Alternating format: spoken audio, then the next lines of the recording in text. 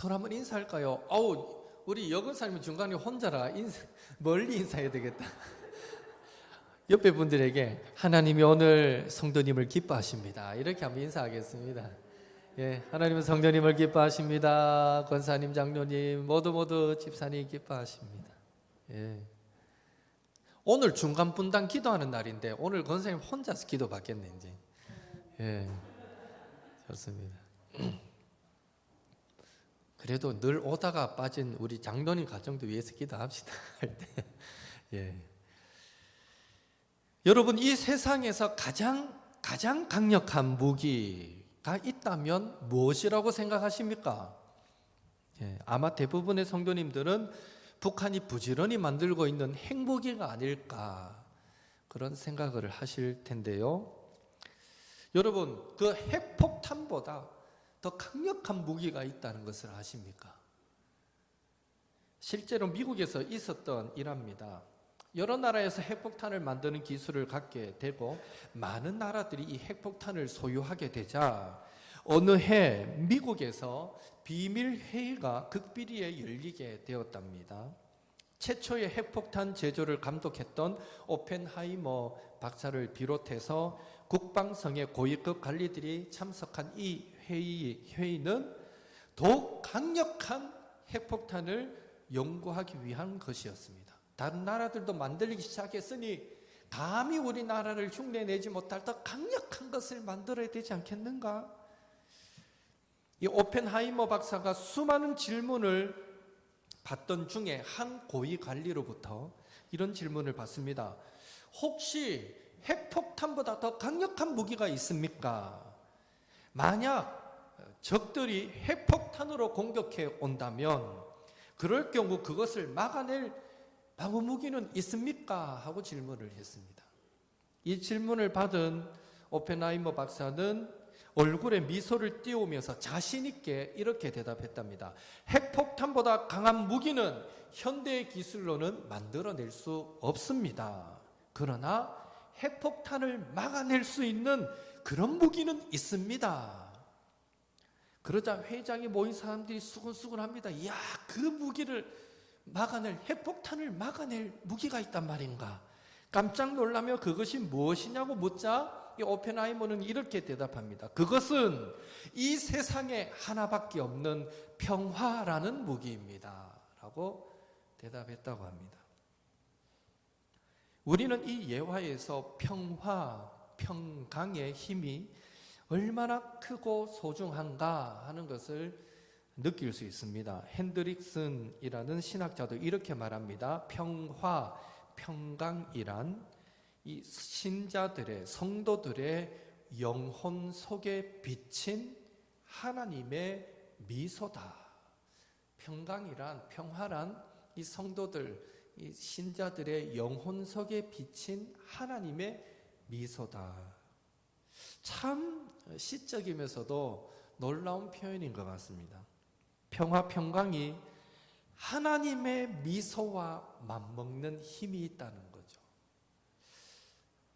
미소가 뭐 그래 대단한 힘이라고 생각하실 분이 계실지 모르겠지만 여러분, 방탄소년단들이 싹 미소 지어주면 전 세계 여성 팬들이 그냥 마음이 녹아내립니다. 그 한 번의 미소에, 연예인 한 사람의 미소로 전 세계 여성들을 그렇게 행복하게 만들 수 있다면, 그 마음을 녹아내리게 만들 수 있다면 하나님의 미소, 그 미소 앞에 녹아내리지 않을 마음이 어디 있겠습니까?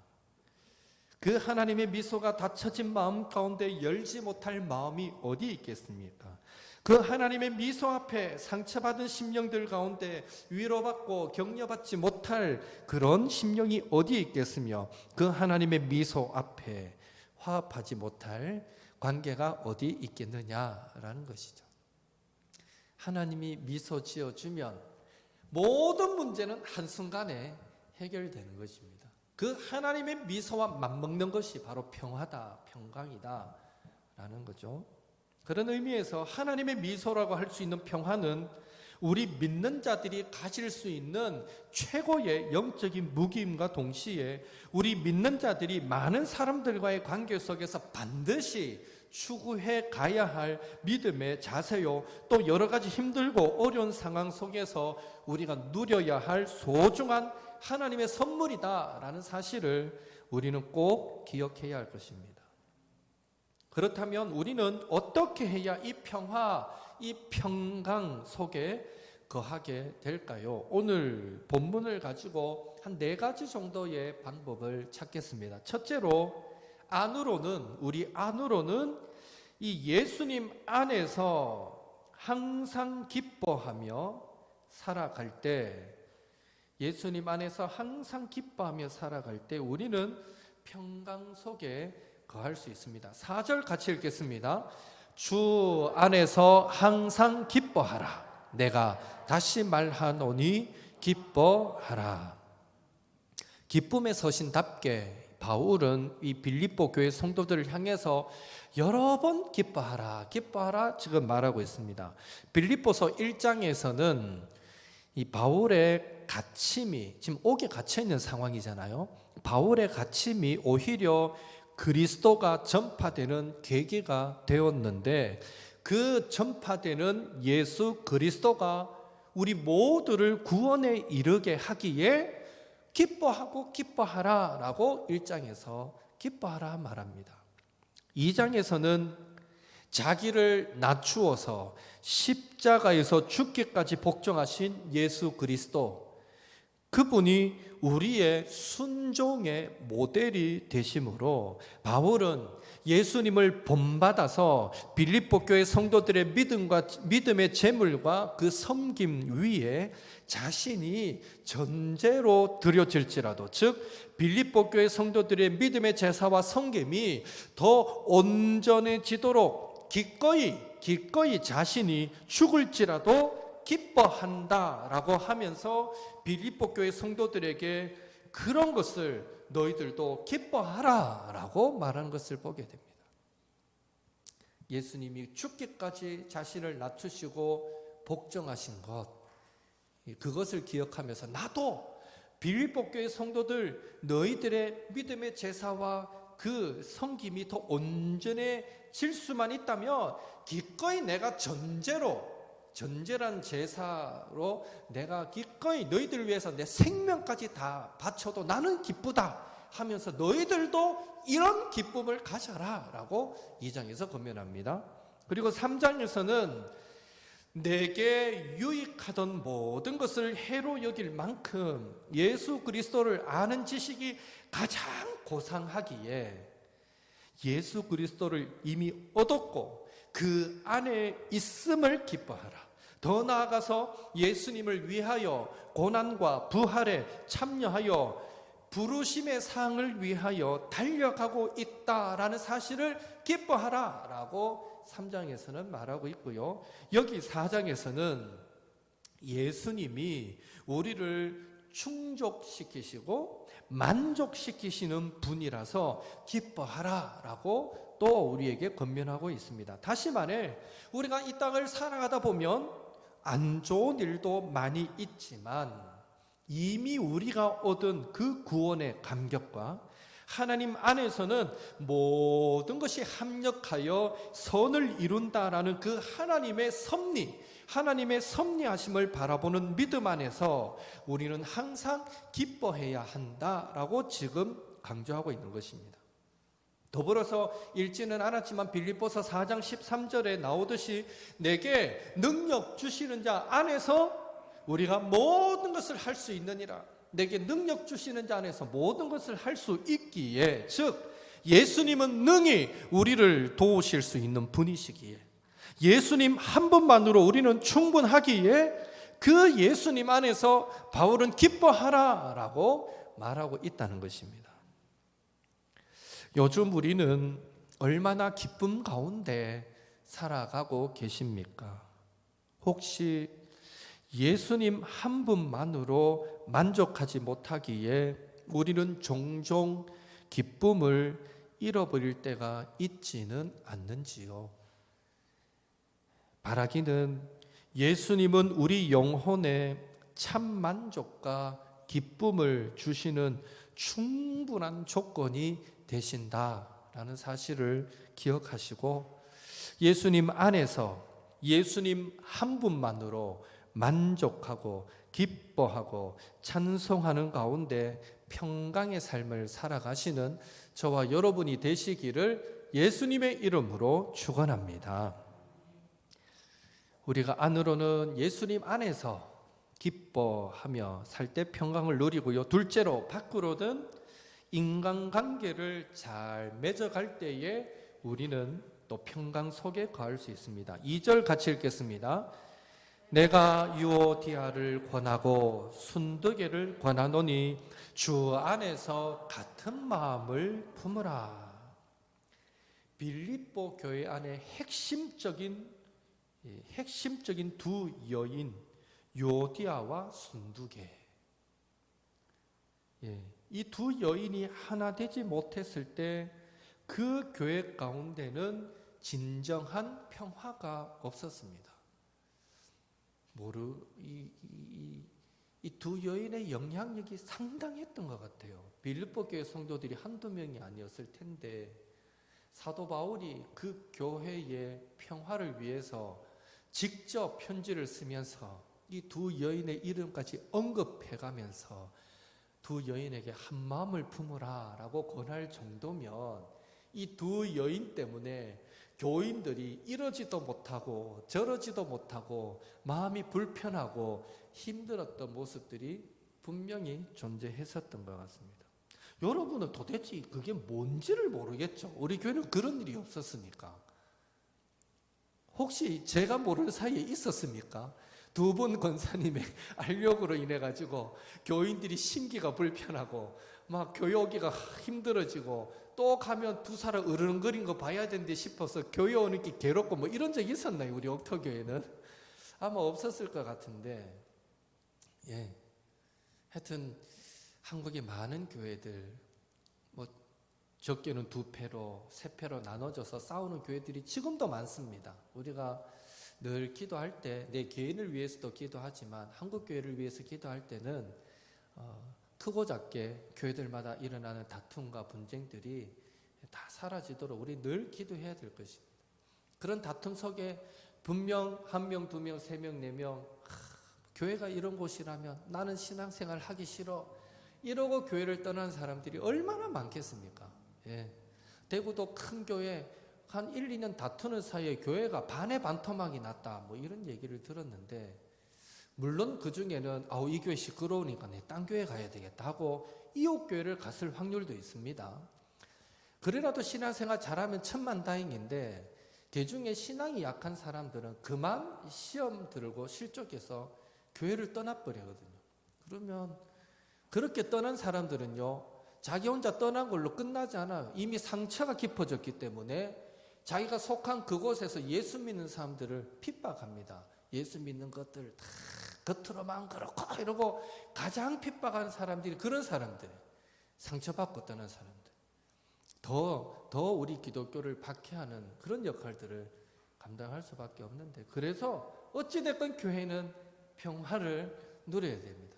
하여튼 우리 기도할 때마다 한국교회를 위해 기도할 때는 늘 교회 안에 하나됨과 평화가 있도록 기도해야 되겠습니다.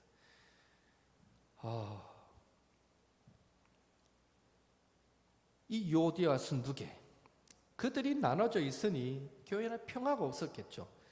성도가 둘로 나뉘고서 어떻게 평화로울 수 있겠고, 심지어 부부가 둘로 나뉘고서도 어떻게 그 가정이 평화롭겠습니까? 그래서 바울은 서로 의견이 다를 때에 성도들은 뭐 하라고요? 하나 되기를 힘써라 이렇게 권면하고 있습니다. 유오디아와 순두개에게 이런 권면을 함으로써 빌립보 교회 성도들 전체에게도 한 마음을 품고 하나됨을 이루는 것이 공동체가 참된 평화 속에 거하는 지름길이다라는 것을 강조하고 있는 것입니다. 실제로 평화 에이레네라는 단어의 원어적인 의미는 이 하나됨, 그 단어 안에 에이레네라는 단어가 번역될 때에 다양하게 번역되는데 어떨 때는 하나 된다 할 때 에이레네가 번역됩니다. 에이레네. 그 다음에 안식이라는 의미로도 번역되고 번영이라는 의미로도 번역되고 평화라는 의미로도 번역됩니다.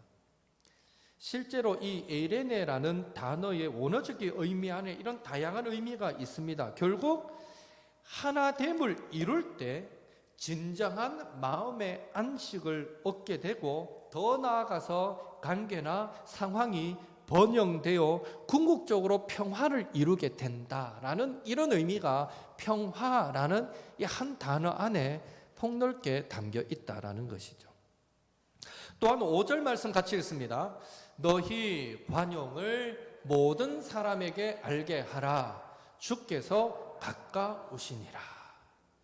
하나됨과 더불어서 우리는 방해하고 괴롭히고 모함했던 사람들이 스스로 잘못을 깨닫고 인정할 때에 그들에게 관용함으로 우리는 평화를 이룰 수 있습니다. 그리고 혹 적대적인 관계까지는 아닐지라도 상대방의 허물을, 상대방의 잘못을 들춰내지 않고 너그럽게 이해하고 용서하고 받아들이게 될 때 우리는 그 속에서 참된 평화를 누리게 되는 것입니다. 물론 다 나쁘다고는 할 수 없는데 기질상 어떤 분들은요, 아닌 거는 꼭 아니라고 나는 말해야 된다 이런 분들이 있어요. 예, 말하면 좋지요, 있는 그대로. 근데 그래서 상처받는 사람들이 많습니다. 예, 누구는 뭐 몰라서 말 못합니까? 그래도 용서할 만하고 우리가 품을 만하고 관용할 만하니까 안 하는데 작은 것까지도 나는 다 말해야 되는 내 성격이 내 성격이 그렇다 이러면서 나는 말해야 된다 이런 사람들이 있는데 여기 계신 분들 가운데 그런 성격 가진 분들이 있으면 한번 기도해 보시고 할 수 있으면 은혜 받고 좀 변화될 필요가 있습니다. 그래서 우리 교회 안에 참된 평화는 할 수만 있으면 관용하고 할 수만 있으면 이해하고 용납하는 것. 근데 물론 경중을 따라서 사소한 것들은 그렇게 품어주세요. 웬만하면. 그리고 정말 심각한 문제일 때는 또 마냥 눈 감아줄 수는 없잖아요. 우리가 믿는 이 신앙도 하나님은 사랑의 하나님이시기도 하지만 공의의 하나님이시기 때문에 결정적으로 막 교회에 심각한 피해를 입힌다거나 여러 성도들에게 심각한 신앙적인 어떤 어려움을 주었다거나 교회를 흔들 만큼의 어떤 잘못을 하게 되면 반드시 그거는 당회가 정확하게 견책하고 징계해서 다시는 교회 안에 이런 일이 없도록 만들어야 됩니다. 그렇지만 그렇지 않은 경우는 웬만하면 관용하고 이해하고 품는 것이 맞다. 그런 의미에서 우리는 가정에서, 교회에서, 일터에서, 가족과 성도와 이웃과의 관계에서 얼마나 하나됨을 이루면서 살아가고 있습니까? 그리고 그 하나됨을 이루기 위해서 우리는 얼마나 관용하면서 살아가고 계십니까? 이후로는 저와 여러분의 삶 가운데 그리스도 안에서 하나 되는 모습과 또 서로 관용하는 모습으로 성도의 관계, 인간관계에 잘 맺어서 우리가 어디 있든지 또 누구와 관계하든지 간에 하나님 주시는 참 평화를 잃지 않으시는 또 저와 여러분이 될 수 있기를 예수님의 이름으로 축원합니다. 셋째로, 위로는 하나님께 기도하며 살아갈 때 우리는 평강 속에 갈 수 있습니다. 6절, 7절 같이 읽습니다. 아무것도 염려하지 말고 다만 모든 일에 기도와 간구로 너희 구할 것을 감사함으로 하나님께 아뢰라. 그리하면 모든 지각에 뛰어난 하나님의 평강이 그리스도 예수 안에서 너희 마음과 생각을 지키시리라. 아멘. 이 말씀을 통해서 바울은 빌립보 교회 성도들에게 무슨 일을 만나든지 인간적인 염려를 앞세우지 말고 모든 지각에, 즉 모든 생각이나 판단력에 있어서 뛰어나신 하나님, 그 하나님이 응답하신다라는 이 확신을 가지고 감사함으로 하나님께 기도하면 하나님의 평강이 마치 천군 천사가 우리를 둘러 진을 치듯이 그렇게 우리의 마음과 생각을 지켜주신다. 이 지키다라는 단어가 이 군대가 호위하다 이런 의미거든요. 천군 천사가 우리를 딱 지켜보았듯이 그렇게 우리를 지켜주신다라고 강조하고 있습니다. 언제요? 기도할 때. 하나님께 기도할 때. 여러분 어떻습니까? 내 능력 밖의 일이다 싶은 어떤 일들을 만나게 될 때에 여러분은 습관적으로 염려부터 하십니까? 아니면 믿음 갖고 기도부터 하십니까? 여러분은 스스로 한번 생각해 보세요. 나는 염려부터 하는 스타일인가? 아니면 어련히 하나님이 나에게 허락하셨을까? 또 기도해보자. 기도부터 하시는 분이십니까? 어쩌면 염려부터 하든지 기도부터 하든지 그 결과는 동일할 수 있지만 중요한 사실은 염려부터 앞서는 사람은 그 일이 해결되기까지 평강을 잃고 엄청난 스트레스 속에서 살아가야 한다면 믿음의 확신을 갖고 하나님께 기도부터 하는 사람은 염려, 근심, 걱정이 전혀 없을 수는 없지만 그러나 그 속에서도 큰 스트레스 받지 않고 주님 주시는 평강을 누리게 된다는 것입니다. 결과가 동일하다 하더라도요, 그 과정에서 벌써 차이가 난다는 것이죠. 기도하는 사람은. 그리고 매사에 기도하면서 나아갈 때 저는 확신하건대 결코 그 결과가 동일할 수 없다고 저는 믿습니다. 염려하는 사람보다 기도하는 사람이 더 놀라운 성취와 복을 얻게 될 줄로 믿습니다. 왜 그렇습니까? 우리 하나님은 모든 지각에, 모든 생각에, 모든 판단력에 뛰어나신 하나님이시기 때문입니다. 우리에게 정확한 계획을, 정확한 판단을, 정확한 실행을 할 수 있도록, 그래서 우리로 선한 열매 맺도록 그 자리로 이끄실 분이 하나님이시기 때문입니다. 내가 내 모습 보고 내 상황 보면 절망할 수밖에 없는데, 이제 수능이 얼마 남지 않았지만 원래 우리 주일학교 학생들 중에는 고3이 없어서 수능 보는 친구가 없는데 지금 이제 한 달 안 남았나요? 나 정확하게 모르겠다. 내년 되면 이제 우리 소원이가 고3이니까 정확한 날짜를 계산하고 있겠죠. 내년 되면 아빠라서. 근데 원래는 아마 한 달이 안 남았지 싶은데 그 학생들 얼마나 불안하겠어요. 그 가운데는 내가 조금만 더 하면 진짜 내 꿈을 이루겠다는 그런 기대감으로 공부하는 학생들도 많겠지만 어떤 학생들이 이미 포기하고 나는 갈 대학이 없어. 나는 공부해봐야 이제는 안 돼. 늦었어. 이런 친구들도 왜 없겠어요? 그냥 자포자기하는 마음으로 이 시간을 보내는 그런 친구들도 있을 텐데, 저는 그렇게 말하고 싶어요. 어느 누구에게나 자기가 뿌려왔던 씨앗이 설령 그러할지라도 내가 평소에 더 열심히 하지 못했고 더 열심히 살지 못했다 할지라도 그래서 맺는 열매가 지금 나에게 혹 너무나 정말 감당하기 어려운 고통으로 다가오면 어떡할까 이런 염려와 근심이 앞선다 할지라도 설령 그럴지라도 합력하여 소원을 이루시는 하나님은 또 그 안에서 하나님을 믿고 의지함으로 나아가면 그에 합당한 최선의 열매는 맺게 해주신다라고 저는 확신합니다.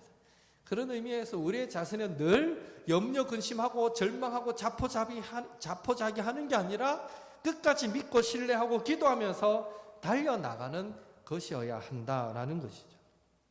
이후로는 우리의 눈을 하나님을 향하여 들고 기뻐도 기도하고 슬퍼도 기도하고 형통할 때도 기도하고 일마다 하는 일마다 막혀서 답답할 때도 기도하고 새벽에도 기도하고 밤에도 기도하고 때마다 순간마다 모든 선택과 결정과 실행의 순간에 기도하는 삶을 살아가므로 주님 주시는 참 평강 늘 받아 누리시는 저와 여러분 되시기를 예수님의 이름으로 축원합니다.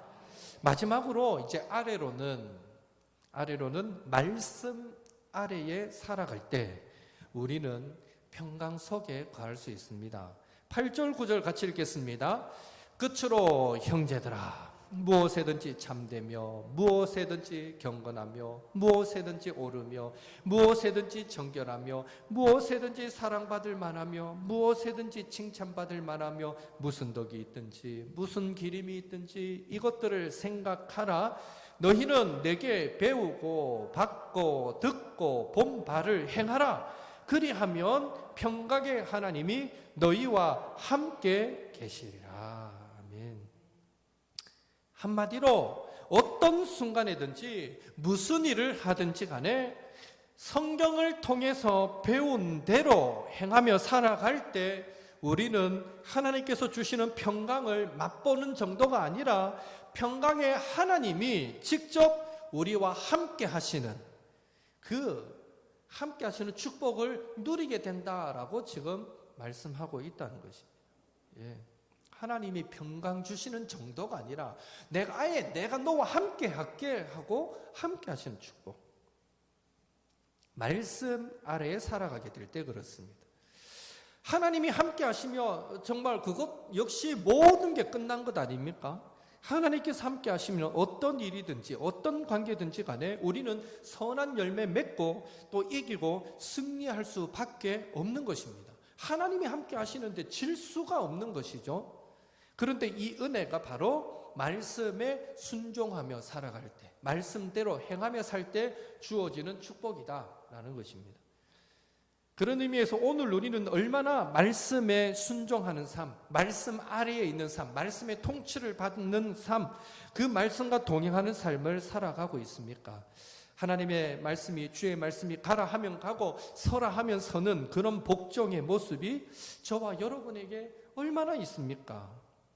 설령 받아들일 수 없는 어떤 상황이 벌어진다 하더라도 그리 아니하실지라도 감사합니다 하면서 말씀에 순종할 수 있는 믿음 저와 여러분은 소유하였는지요? 바라기는 나보다 나를 더 잘 아시는 주님께서 내 생각을 꿰뚫어 보고 계시는 하나님께서 내 인생의 결정권자이신 하나님께서 말씀하실 때에 그 말씀에 아멘하고 100% 순종하는 삶이 가장 축복된 인생의 주인공이 되는 삶이다라는 것을 꼭 기억하시고, 그렇잖아요. 우리가 하나님보다 똑똑합니까? 하나님보다 지혜롭습니까? 하나님보다 능력이 있습니까? 아니잖아요. 그러니까 하나님의 말씀에 아멘하고 순종하는 것이 가장 축복의 지름길입니다.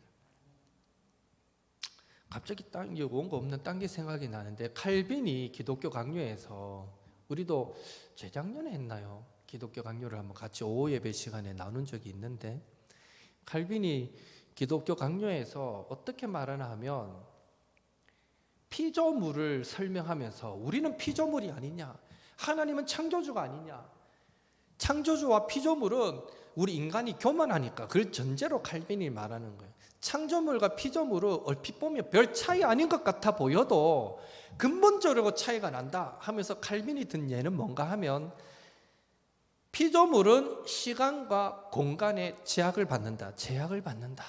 그러나 창조주는, 우리 하나님은 시간과 공간을 초월하여 계신 분이다.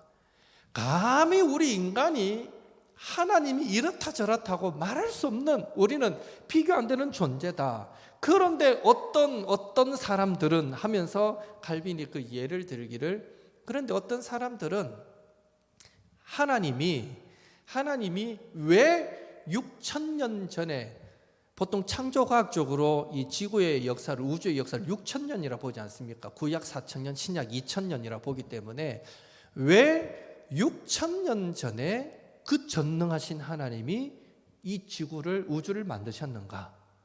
그보다도 훨씬 더 오래전에 만드실 수 있는 하나님이 왜 6,000년 전에 만드셨을까? 여러분 그런 생각 한번 해본 적 있습니까? 1400년도, 1500년도에 살았던 사람들이 이런 쓸데없는 생각을 하고 살았습니다. 할 일이 없었는가 봐요. 밥 먹고. 그래 이런 생각이나 하고 있죠. 우리는 한 번도 생각도 못 해봤는데 그 사람들은 생각하는 거예요.